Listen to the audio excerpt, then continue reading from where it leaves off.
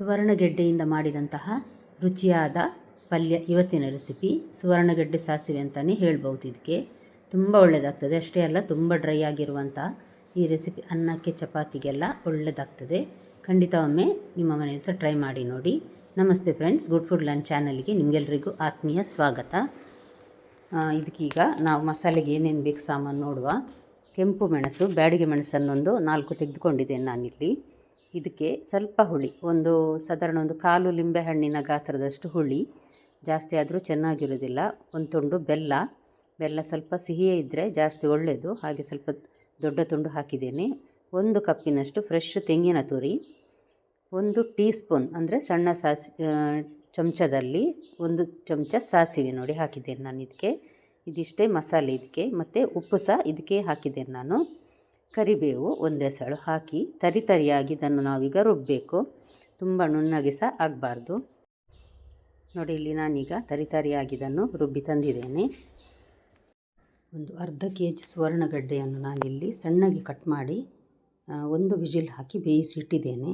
ಇದು ತುಂಬ ಬೇಯಬಾರ್ದು, ಇದು ಡ್ರೈ ಇರೋದರಿಂದಾಗಿ ಪಲ್ಯ ಸ್ವಲ್ಪ ಗಟ್ಟಿ ಇರಬೇಕಿದು, ಅದಕ್ಕೋಸ್ಕರ. ನೋಡಿ, ಈಗ ಒಂದು ಬಾಣಲೆಗೆ ನಾನಿಲ್ಲಿ 2 ಟೀ ಸ್ಪೂನ್ನಷ್ಟು ತೆಂಗಿನ ಎಣ್ಣೆ ಹಾಕಿದ್ದೇನೆ.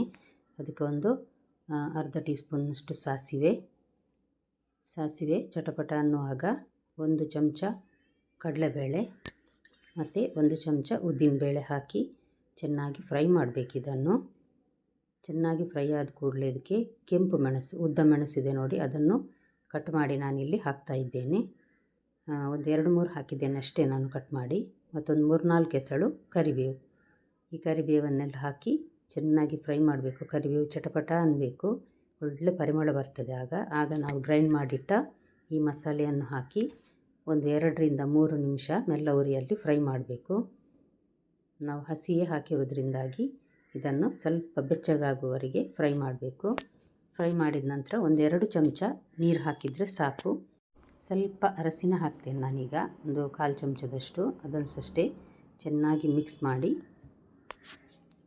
ನಂತರ ನಾವು ಬೇಯಿಸಿಟ್ಟ ಸುವರ್ಣಗೆಡ್ಡೆಯನ್ನು ಹಾಕಿ ಚೆನ್ನಾಗಿ ಇದನ್ನು ಸಹ ಮಿಕ್ಸ್ ಮಾಡಬೇಕು. ನೀವಿನ್ನೂ ನನ್ನ ಚಾನಲ್ ಗುಡ್ ಫುಡ್ ಲ್ಯಾಂಡನ್ನು ಸಬ್ಸ್ಕ್ರೈಬ್ ಮಾಡಿಲ್ಲ ಅಂದರೆ ದಯವಿಟ್ಟು ಸಬ್ಸ್ಕ್ರೈಬ್ ಮಾಡಿ. ಹಾಗೂ ನಿಮಗೆ ಇಷ್ಟ ಆದರೆ ಲೈಕ್ ಬಟನನ್ನು ಪ್ರೆಸ್ ಮಾಡಿ ಮತ್ತು ಫ್ಯಾಮಿಲಿ ಫ್ರೆಂಡ್ಸ್ಗೆ ಶೇರ್ ಮಾಡೋದನ್ನು ಖಂಡಿತ ಮರಿಬೇಡಿ.